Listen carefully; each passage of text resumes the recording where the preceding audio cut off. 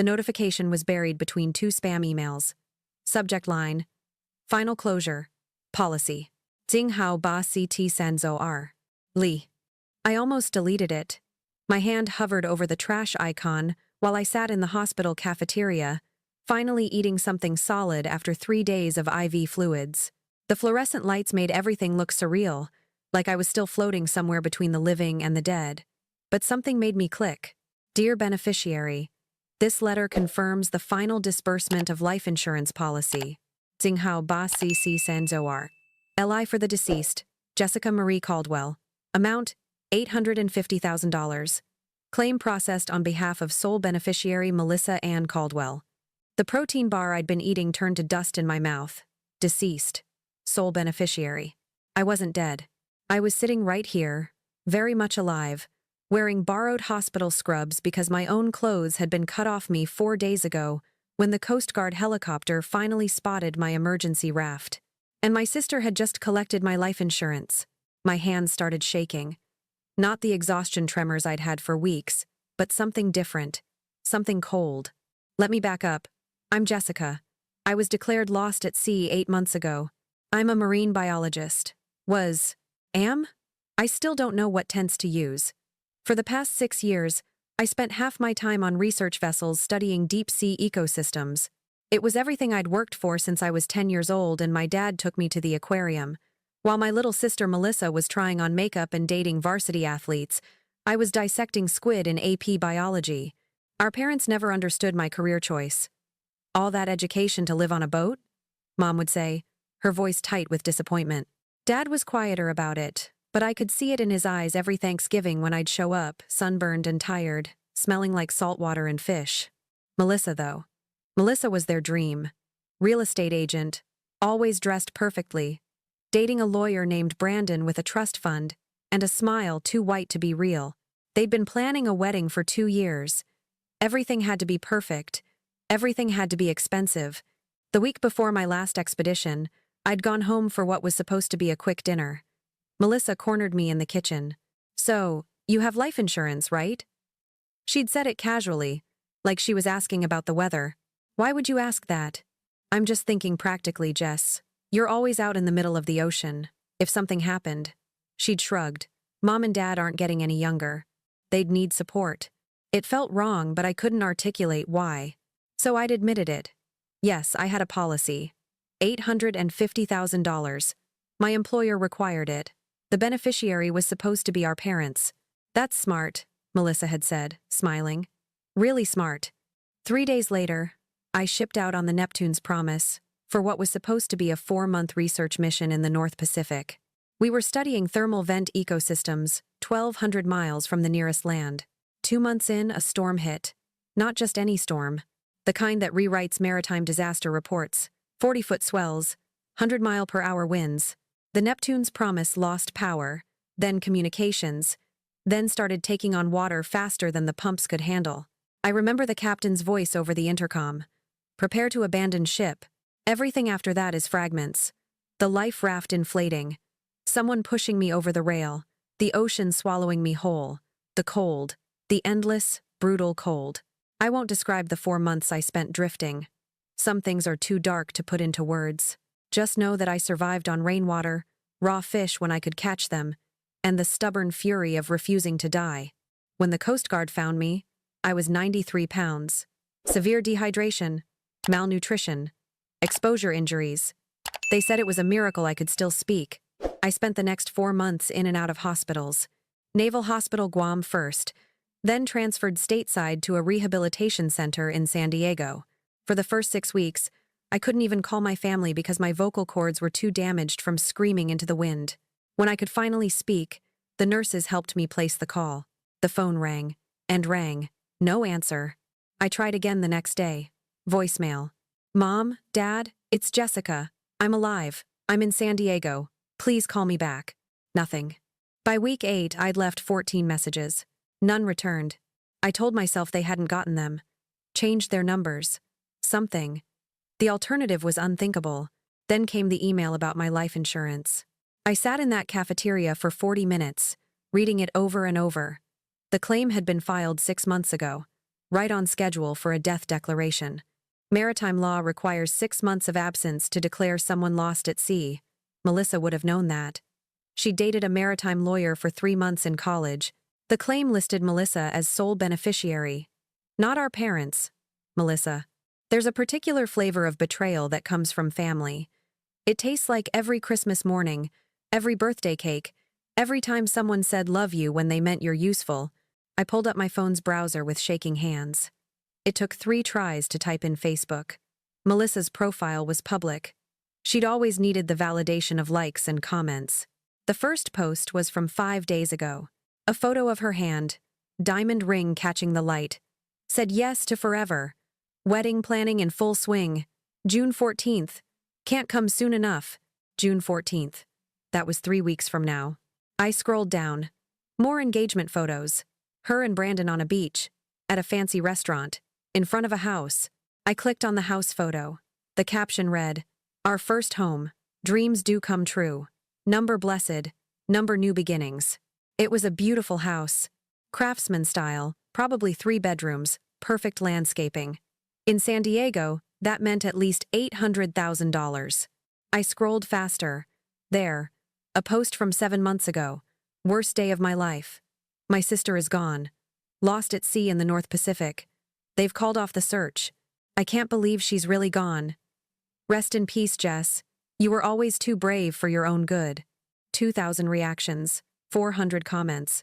So sorry for your loss. She's in a better place. Stay strong. Melissa had commented back on every single one, playing the grieving sister, accepting condolences like she deserved them. While I was catching rainwater in my mouth and eating raw fish to survive, my sister was shopping for wedding venues with my death benefit. The next post was from 6 months ago, right when the life insurance would have paid out. Sometimes when one door closes, another opens. Grateful for family support during this difficult time. Family support. She meant my money. I clicked on more photos. Her engagement ring was massive, easily $20,000. The wedding venue she'd tagged was the Coronado Bay Resort. I'd looked at their website once for a colleague's wedding. Minimum package was $150,000. She'd bought a house, an $800,000 house. $40,000 down would have been enough if she showed solid income and credit. The car in her driveway in another photo was a white Mercedes SUV. $60,000, new. I did the math. House down payment, car, ring, wedding deposit. That was already over $250,000. And she'd had the money for less than 2 months when those posts appeared. She'd started spending before the check even cleared. There was a medical term for what I was feeling, but the rage was too big for vocabulary. My hands were shaking so hard I could barely hold my phone. I found my physical therapist. Dr. Rains had been helping me learn to walk normally again, rebuilding the muscle I'd lost. "Dr. Rains, I need to check out, today." She looked at me with concern. "Jessica, you're not ready. You still need at least 2 more weeks of therapy. I'll continue at outpatient, but I need to leave, now." Something in my voice must have convinced her. 3 hours later, I was signing discharge papers against medical advice. I had exactly $247 in my checking account. Everything else had been in savings, which I'd liquidated before the expedition to pay for my apartment deposit. The apartment I no longer had because my landlord had rented it out after I was declared dead. I was legally deceased.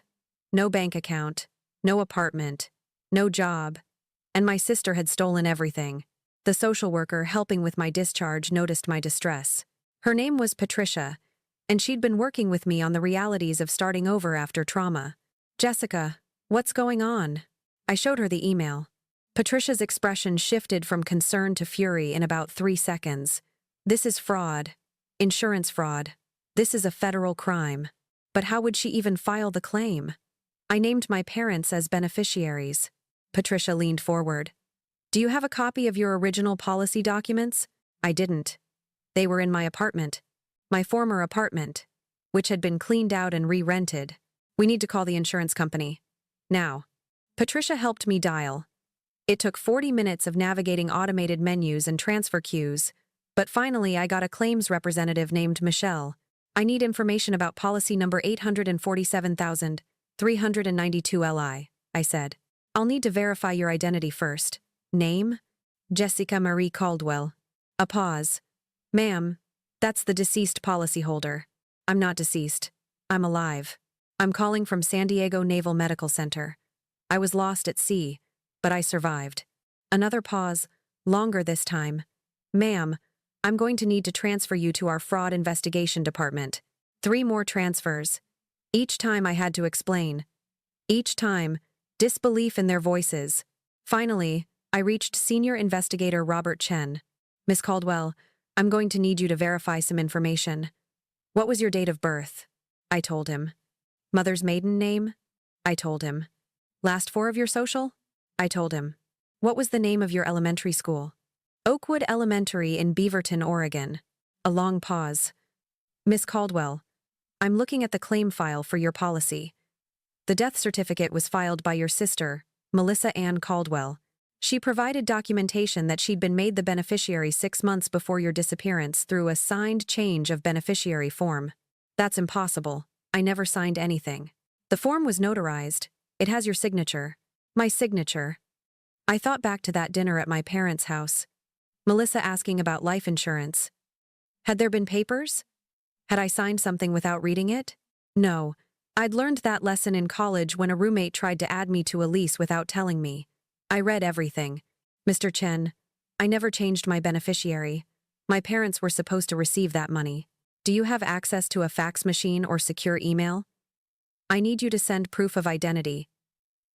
Passport, driver's license, current photo, medical records showing you're alive. I don't have my passport or license. They were on the ship. Military ID? Social security card? Also on the ship. Patricia leaned over. She has hospital records. Current medical records with photos, thumbprints, everything. It took 2 hours to compile everything. Medical reports. Fingerprints. A statement from Dr. Raines. Photos of me holding that day's newspaper. We sent it all to Mr. Chen. I've received the documentation, he said when he called back. Miss Caldwell, I need to be very clear with you. If what you're saying is true, your sister committed several federal crimes. Insurance fraud. Forgery. Possibly conspiracy if anyone else was involved. The penalties are severe. What happens now? I'm freezing all assets associated with this claim immediately. I'm contacting the FBI. And I need you to not contact your sister or parents until the investigation is complete. How long will that take? Could be weeks. Could be months. But Miss Caldwell?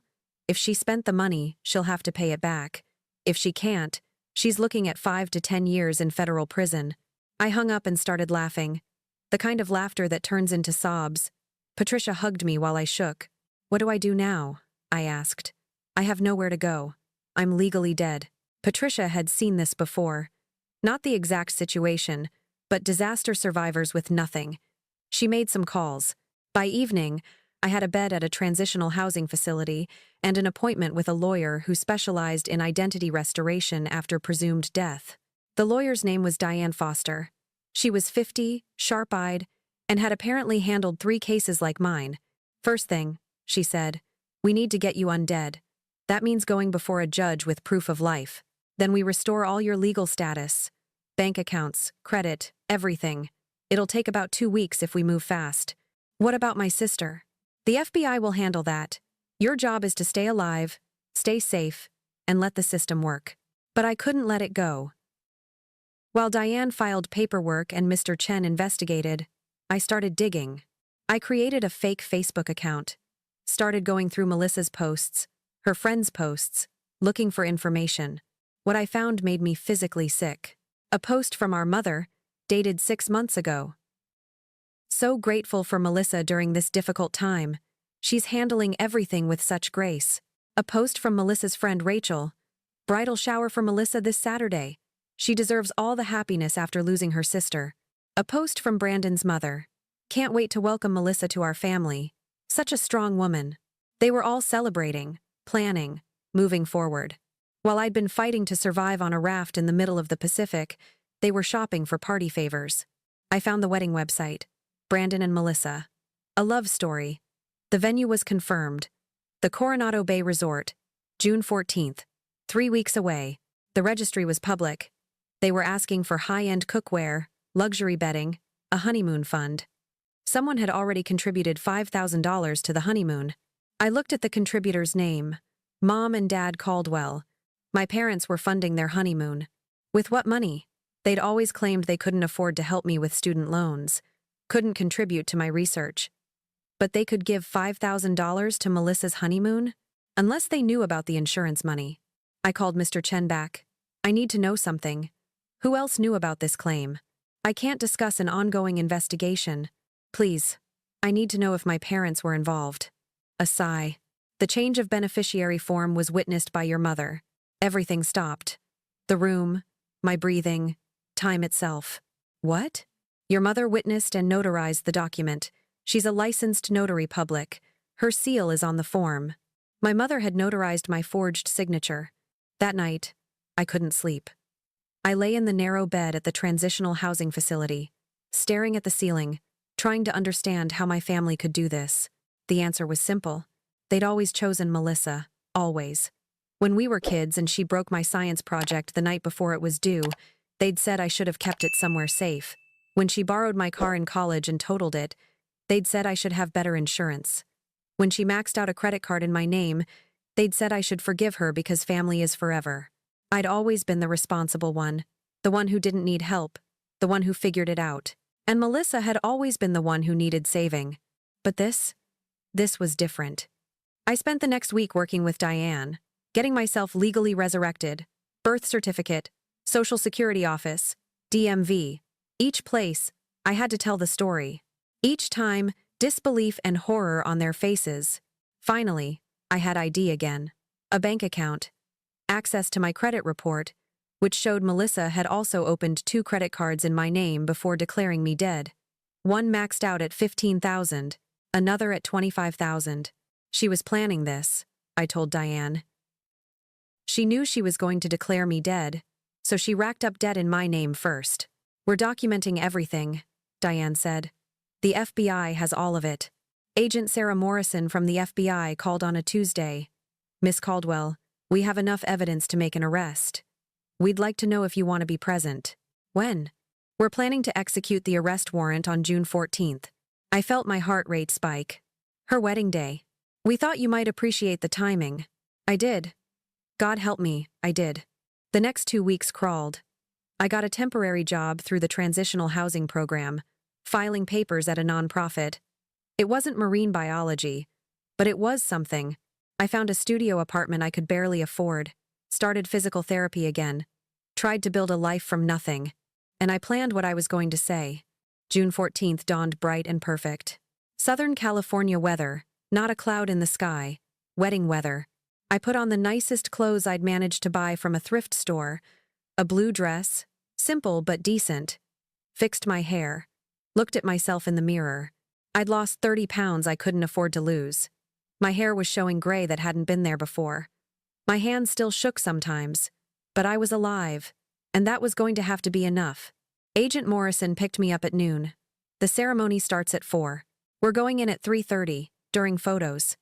Maximum number of witnesses. Will my parents be there? Yes. Good. We drove to Coronado in silence. The resort was spectacular. White buildings, manicured lawns, ocean views. Everything Melissa had always wanted, everything she'd bought with my death. Agent Morrison and 3 other agents walked in first.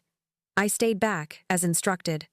Through the glass doors, I could see the wedding party. Melissa in a white dress that probably cost $10,000. Brandon in a tux. My parents in formal wear, smiling. No one was missing me. No one had lit a candle in my memory. This was a celebration with no shadows. Agent Morrison walked up to Melissa. I couldn't hear what she said, but I saw Melissa's face change. Confusion, then fear. Then I walked in. The room went silent. My mother saw me first.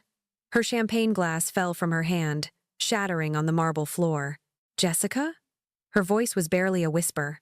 Melissa turned. Our eyes met across the room. Hey sis, I said. Sorry I'm late. I was busy being dead. The next 30 seconds were chaos. My father rushing toward me. My mother screaming. Brandon looking confused. Bridesmaids backing away. And Melissa. Melissa just standing there, her perfect makeup starting to run, staring at me like I was a ghost. Because I was supposed to be. Jessica, baby. How my father reached for me. I stepped back. Don't. Agent Morrison moved between us. Mr. and Mrs. Caldwell, we need you to step back. Miss Melissa Caldwell, you're under arrest for insurance fraud, forgery, and identity theft. The agent recited Miranda rights while Melissa stood frozen. Brandon was saying something, but I couldn't hear him over the roaring in my ears. My mother grabbed my arm. Jessica, there's been a mistake. We thought you were dead. We were trying to help Melissa. Help her?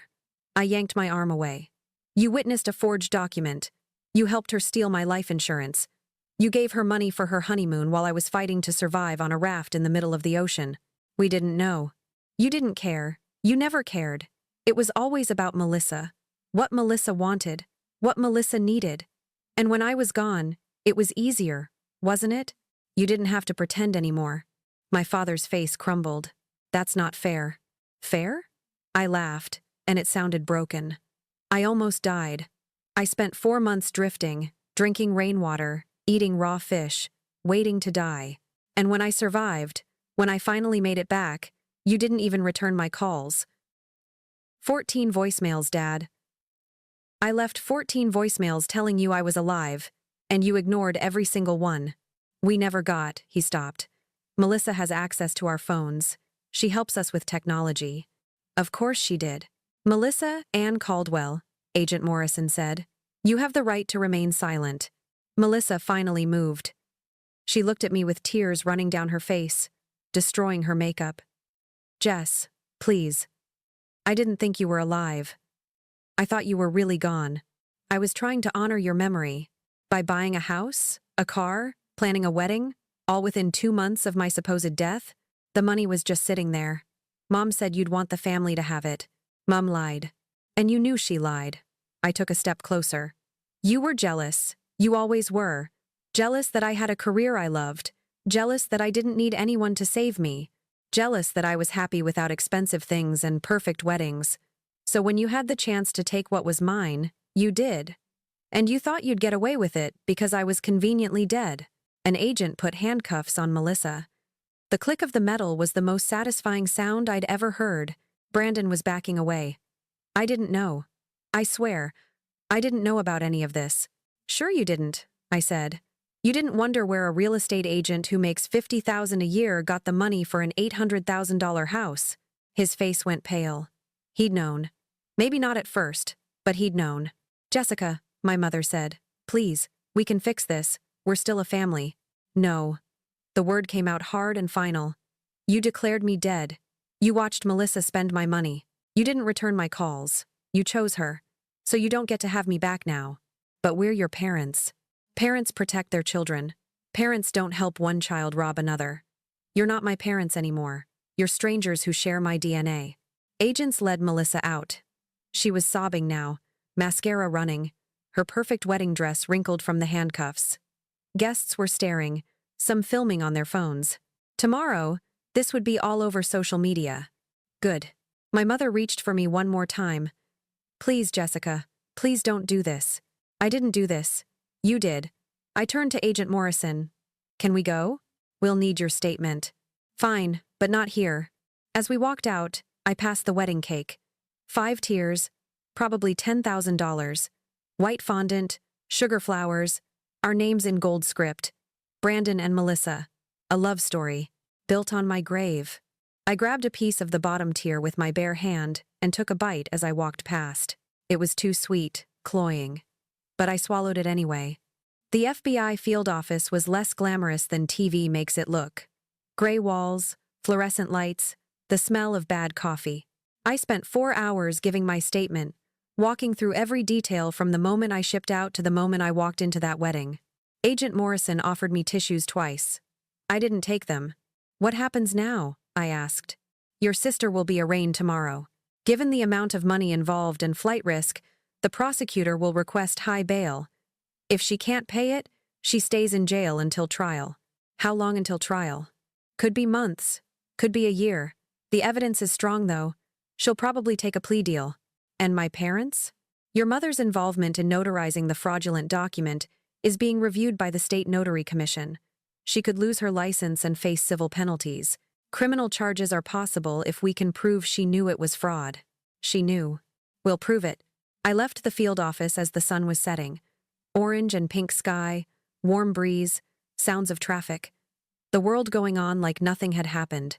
My phone buzzed. A text from an unknown number. "This is Brandon. I need to talk to you. I'm calling off the wedding. I didn't know. Please believe me." I deleted it. Another text, this one from my father's number. "Jessica, please. We need to talk. We love you." I blocked the number. The next morning, I called the insurance company. Mr. Chen answered on the second ring. "Miss Caldwell, I was going to call you. The funds are being restored. It'll take about 3 weeks to process everything, but you'll receive the full $850,000 plus interest.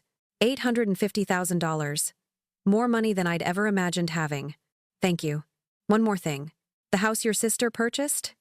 Since it was bought with fraudulent funds, it's being seized. The car, too. Everything purchased with the insurance money is considered proceeds of crime. What about the wedding venue deposit? Also seized. The venue is cooperating fully." I smiled for the first time in months. Good. I used the money to do 3 things. First, I paid off my student loans. Every penny of them. The balance hit 0, and I cried for an hour. Second, I bought a small house. Not in San Diego. Too many memories. I found a place in Monterey, near the bay, where I could see the water every morning. It was modest, just 2 bedrooms, but it was mine. Really mine. No mortgage. No one could take it from me. Third, I established a grant program for marine biology students who couldn't afford to pursue their research. The Jessica Caldwell Oceanographic Research Fund. $25,000 a year to students studying deep-sea ecosystems. The rest I invested. I didn't need much. I was alive. That was enough.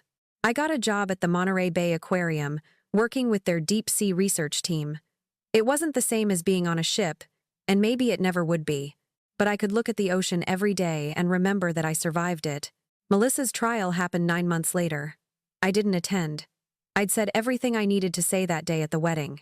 Agent Morrison called with the verdict. 7 years, federal prison, plus full restitution to you for the identity theft credit card fraud, though you already got the insurance money back. She'll be barred from accessing your financial information for life once she's released. And my mother? Lost her notary license. 18 months probation. Community service. She and your father had to declare bankruptcy to pay their legal fees. They're selling their house? They listed it last week. I felt nothing. No satisfaction, no sadness, just emptiness where my family used to be. "Thank you for calling," I said. "Miss Caldwell? For what it's worth, you did the right thing." I wasn't sure about that, but I was alive, and I was free, and that had to be enough. 6 months later, I received a letter. Prison mail. My sister's handwriting on the envelope. I held it for a long time, considering. Then I walked to the beach behind my house and burned it without opening it. Whatever she had to say, I didn't need to hear. The ocean stretched out forever, dark and deep and full of mysteries. Somewhere out there was the place I'd nearly died. Somewhere out there was the wreckage of the Neptune's Promise. But I wasn't out there. I was here, standing on solid ground, breathing air that didn't taste like salt in desperation, living a life that belonged only to me. I'd been declared dead once. But I'd crawled back from that death, not for my family, but for myself. And that was the truest resurrection of all. Before I went inside, I said a quiet goodbye. Not to my family. They'd chosen their path. No, I said goodbye to the girl I'd been, the one who thought family meant loyalty, the one who believed love was supposed to be unconditional, the one who kept giving pieces of herself away because she thought that's what good daughters did. That girl drowned somewhere in the North Pacific. I was someone different now, someone harder, someone who understood that the people who should protect you can be the ones who hurt you most, someone who knew that walking away wasn't weakness, it was survival. The sunset painted the water gold and red, like fire on the waves, beautiful and dangerous and vast. I'd survived the ocean. I'd survive this too. And somewhere in a federal prison, my sister was learning what it meant to lose everything. I didn't wish her well. But I didn't wish her harm either. I simply wished her nothing at all. Because that's exactly what she'd become to me. Nothing. The door to my house opened easily under my hand. Inside, It smelled like coffee and eucalyptus from the candle I'd lit that morning. My research books lined one wall. Photos I'd taken of bioluminescent jellyfish hung on another. This was my life now. Small, quiet, mine. I was 32 years old. I'd been dead once. I'd been betrayed by everyone who was supposed to love me. I'd lost everything and built it back with my own hands. And you know what? I was okay. Not happy. Not yet. But okay. And after everything, okay was a damn miracle. I made tea and sat on my back porch, watching the sunset finish painting the sky. Tomorrow I'd go back to work. Tomorrow I'd keep building this new life. But tonight, I just sat with the sound of the waves and the weight of being alive. And that was enough.